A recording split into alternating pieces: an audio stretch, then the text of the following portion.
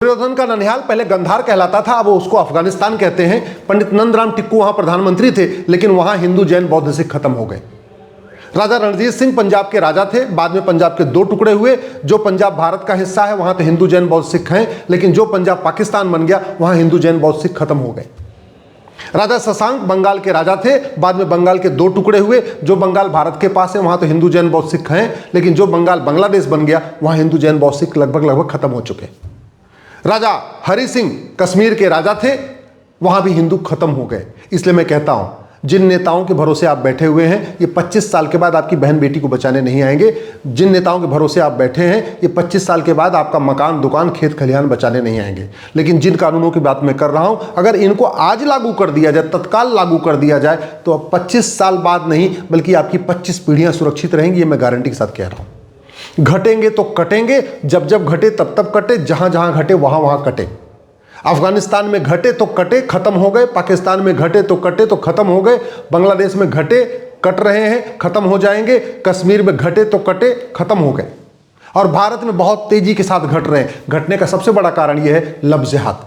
5 लाख बहन बेटियां हर साल गायब हो रही, उसमें 3.5 लाख लव जिहाद का शिकार हो रही हैं। और लव जिहाद नेताओं के भाषण से नहीं रुकेगा, अभिनेताओं की बात करने से नहीं रुकेगा, फिल्म देखने से नहीं रुकेगा। लव जिहाद रुकेगा केवल और केवल राम नीति और कृष्ण नीति लागू करने से, सठे साठ्यम समाचरित भय बिन होए नपरीत लागू करने से लव जिहाद रुकेगा, कानून बदलने से। मैं गारंटी के साथ कहता हूं 90% लव जिहाद साल भर के अंदर रुक जाएगा, अगर सरकार लव जिहाद को राष्ट्र की सुरक्षा के लिए खतरा घोषित करे, देश की एकता अखंडता के लिए खतरा घोषित करे, ऑर्गेनाइज क्राइम डिक्लेयर करे, एक्ट ऑफ टेररिज्म डिक्लेयर करे और लव जिहाद करने वालों के 100% प्रॉपर्टी जब्त करने, नागरिकता खत्म करने और साल भर के अंदर आजीवन कारावास देने के लिए कानून बना दे। मैं गारंटी के साथ कहता हूं 90% लव जिहाद रुक जाएगा।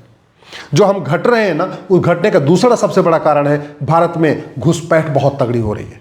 और मैं गारंटी के साथ कहता हूं 90% घुसपैठी अपने आप भाग जाएंगे, एनआरसी करना ही नहीं पड़ेगा। एसआईआर करने से घुसपैठिए नहीं भागेंगे, एसआईआर करने से घुसपैठियों को वोटर आईडी से नाम कट रहा है। घुसपैठिए यहां से वहां भाग रहे हैं। बंगाल में एसआईआर होता है, बिहार भाग जाते हैं, बिहार में एसआईआर होता है, बंगाल भाग जाते हैं। वो अपने देश नहीं भाग रहे हैं। वो 2 4 6 आपको दिख रहा होगा ना, बहुत वो ऊंट के मुंह में जीरा जैसा है। लेकिन मैं कहता हूं 90% घुसपैठिए तत्काल भाग जाएंगे। सरकार अगर बीएनएस में एक चैप्टर जोड़ दे, ऑफेंस रिलेटिंग टू इन्फिल्ट्रेशन, और घुसपैठियों और उनके मददगारों का narco polygraph brain mapping test करने, 100% संपत्ति जब्त करने, नागरिकता खत्म करने और साल भर के अंदर आजीवन कारावास देने के लिए कानून बना दे, गारंटी के साथ कहता हूं 90% घुसपैठिए भाग जाएंगे। हम जो लगातार घट रहे हैं उसका एक सबसे बड़ा कारण है लैंड जिहाद। और लैंड जिहाद इसलिए चल रहा है क्योंकि भारत में जमीन पर कब्जा करना कोई सीरियस क्राइम नहीं है। तो वो तभी रुकेगा जब बीएनएस में एक चैप्टर होगा, offence relating to land grabbing. जब सरकारी जमीन पे कब्जा करना, जंगल पे कब्जा करना, पहाड़ियों पे कब्जा करना, सड़क के किनारे, हाईवे किनारे जमीनों पे कब्जा करना, इसको जब हम सीरियस क्राइम डिक्लेयर करेंगे, ऐसे लोगों की प्रॉपर्टी जब्त करने, नागरिकता खत्म करने, उनको 10 से 20 साल सजा का कानून बनाएंगे, तब जाके लैंड जिहाद रुकेगा। घटने का एक चौथा जो सबसे बड़ा कारण है वो है ड्रग जिहाद। ड्रग जिहाद का मूल कारण है घटिया कानून। अब मैं गारंटी के साथ कहता हूं 90% ड्रग कारोबार साल भर के अंदर खत्म हो जाएगा। आज की डेट में 1 लाख करोड़ का ड्रग कारोबार हो रहा है। 10 करोड़ भारतीय नशेड़ी हो चुके हैं। मैं इनको कहता हूं 90% ड्रग कारोबार साल भर के अंदर खत्म हो जाएगा, अगर नशा तस्करों उनको और उनके मददगारों का narco polygraph brain mapping test करने, 100% संपत्ति जब्त करने, नागरिकता खत्म करने और साल भर के अंदर फांसी देने के लिए कानून बना दिया जाए। हमारे पास नेशनल सिक्योरिटी एक्ट है, लेकिन हमने ड्रग स्मगलिंग को राष्ट्र की सुरक्षा के लिए खतरा घोषित नहीं किया। हमारे पास यूएपीए है, लेकिन हमने ड्रग कारोबार को अनलॉफुल एक्टिविटी डिक्लेयर नहीं किया। हमारे पास एक्ट ऑफ टेररिज्म के लिए सेक्शन 113 है, लेकिन हमने ड्रग कारोबार को एक्ट ऑफ टेररिज्म डिक्लेयर नहीं किया। हमारे पास वेजिंग वॉर के लिए सेक्शन 147 है, लेकिन हमने ड्रग कारोबार को वेजिंग वॉर डिक्लेयर नहीं किया। हमारे पास जो हमारी संप्रभुता एकता अखंडता के लिए खतरा है, उसके लिए सेक्शन 152 है बीएनएस में, लेकिन हमने ड्रग कारोबार को न संप्रभुता के लिए खतरा घोषित किया, न देश की एकता अखंडता के लिए खतरा घोषित किया। जब तक कठोर कानून नहीं बनेगा, जब तक राम नीति लागू नहीं होगी भय बिन होए नपरीत, जब तक कृष्ण नीति लागू नहीं होगी सठे साठ्यम समाचरित, जब तक चाणक्य नीति लागू नहीं होगी, जब तक कठोर कानून नहीं बनेगा, तब तक ड्रग कारोबार नहीं रुकेगा। और ड्रग कारोबार नहीं रुकेगा, नपुंसकता बढ़ेगी, बाझपन बढ़ेगी, हमारे बच्चे नशेड़ी हो जाएंगे और भारत बर्बाद हो जाएगा। घटने का जो सबसे बड़ा इंपॉर्टेंट कारण है वो है धर्मांतरण। 1500 परिवारों का पर डे धर्मांतरण हो रहा है। और ये तू मैं करने, आरोप प्रत्यारोप करने से, बतौलेबाजी करने से, भाषणबाजी करने से धर्मांतरण नहीं रुकेगा। धर्मांतरण 90% खत्म हो जाएगा अगर हमने धर्मांतरण को ऑर्गेनाइज क्राइम डिक्लेयर कर दिया।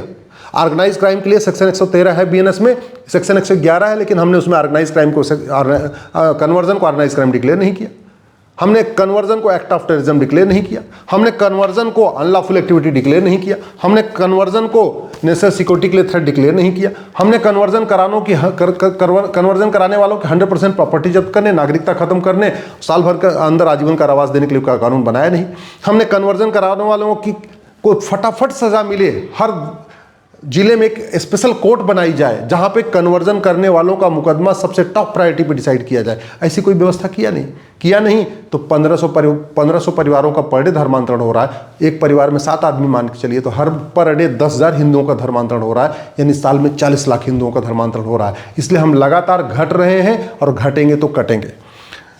घटने का सबसे इंपॉर्टेंट कारण है वह जनसंख्या जिहाद। 90,000 बच्चे रोज पैदा हो रहे हैं। चीन का क्षेत्रफल हमसे 3 गुना ज़्यादा है, वहाँ 45,000 बच्चे पैदा हो रहे हैं, भारत में 90,000 पैदा हो रहे हैं। और ये धर्मांतरण ये जो जनसंख्या विस्फोट है ये जागरूकता से नहीं रुकेगा।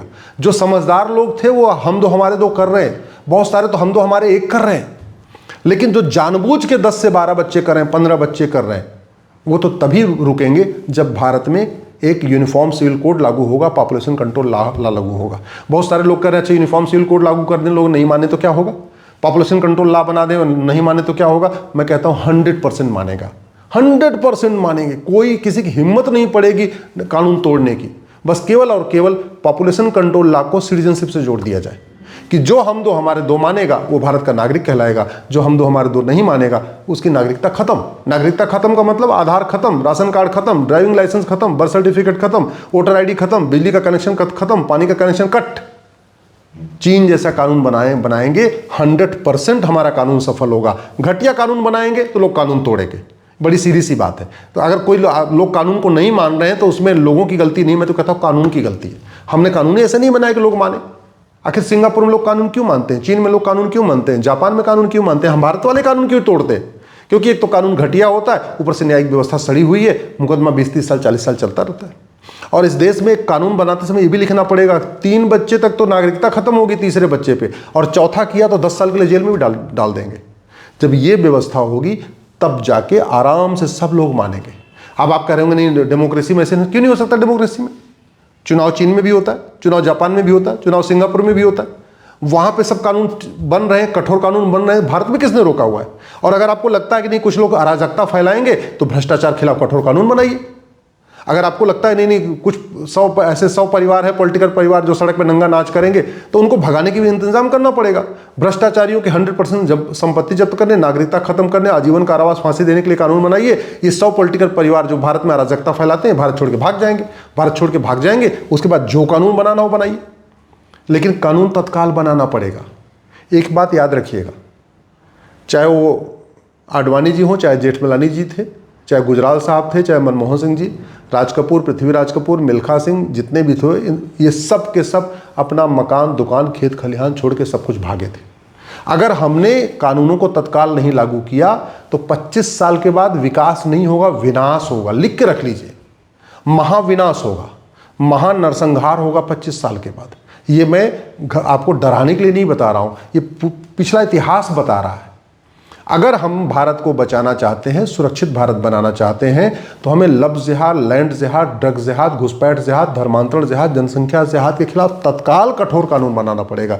ऐसे नहीं कि एक कानून आज बना लिया, एक कानून अगले साल, फिर एक कानून फिर उसके अगले साल, फिर एक कानून अगले साल, ऐसे नहीं। ये 5-6 कानून तत्काल बनाने पड़ेंगे और नया कानून बनाने की भी जरूरत नहीं। मैं तो कहता हूं इसी बीएनएस में चैप्टर जोड़ दीजिए। घुसपैठ के लिए ऑफेंस रिलेटिंग टू इन्फिल्ट्रेशन नाम का नया चैप्टर जोड़ दीजिए। धर्मांतरण के लिए ऑफेंस रिलेटिंग टू कन्वर्जन एक नया चैप्टर जोड़ दीजिए। पॉपुलेशन के लिए offence relating to population explosion एक नया चैप्टर जोड़ दीजिए। ड्रग के लिए offence relating to drug smuggling नया चैप्टर जोड़ दीजिए। लब जिहाद के लिए ऑफेंस रिलेटिंग टू लब जिहाद एक नया चैप्टर जोड़ दीजिए। नया कानून नहीं बनाना, बहुत हो गए कानूनों के मकड़जाल, नया कानून नहीं चाहिए। इसी बीएनएस को बदल के इसी में जोड़ने की जरूरत है। इसमें ऑर्गेनाइज क्राइम की धारा है, उसी में लब जिहाद, लैंड जिहाद, ड्रग जिहाद, घुसपैठ जिहाद, धर्मांतरण जिहाद को ऑर्गेनाइज क्राइम डिक्लेयर करना पड़ेगा। इसमें एक्ट ऑफ टेररिज्म के लिए सेक्शन 113 है, उसी में लब जिहाद, लैंड जिहाद, धर्मांतरण, घुसपैठ, जनसंख्या विस्फोट को एक्ट ऑफ टेररिज्म डिक्लेयर करना पड़ेगा। इसी में हमें जो हमारा राष्ट्र की सुरक्षा संप्रभुता के लिए खतरा 152 है, उसी में जो घोषित करना पड़ेगा लब जिहाद, लैंड जिहाद, ड्रग जिहाद, घुसपैठ, ये हमारा राष्ट्र की सुरक्षा के लिए खतरा है। इसी में सेक्शन 147 है वेजिंग वॉर, हमें लव जिहाद, लैंड जिहाद, धर्मांतरण, घुसपैठ को वेजिंग वॉर डिक्लेयर करना पड़े। नया कानून नहीं बना, इसी में ही हमको अमेंड करके, इसी को मॉडिफाई करके आराम से हम भारत को सुरक्षित बना सकते हैं। लेकिन कानून नहीं बनाया। तो याद रखिएगा, फिर से रिपीट कर रहा हूं, आज के नेता अभी 25 साल के बाद आपका मकान दुकान बचाने नहीं आएंगे, आपका खेत खलिहान बचाने नहीं आएंगे, आपकी बहन बेटी को बचाने नहीं आएंगे। आज जो मैं कानून कह रहा हूं, अगर तत्काल बना दिया गया, आपकी 25 पीढ़ियां सुरक्षित रहेंगी।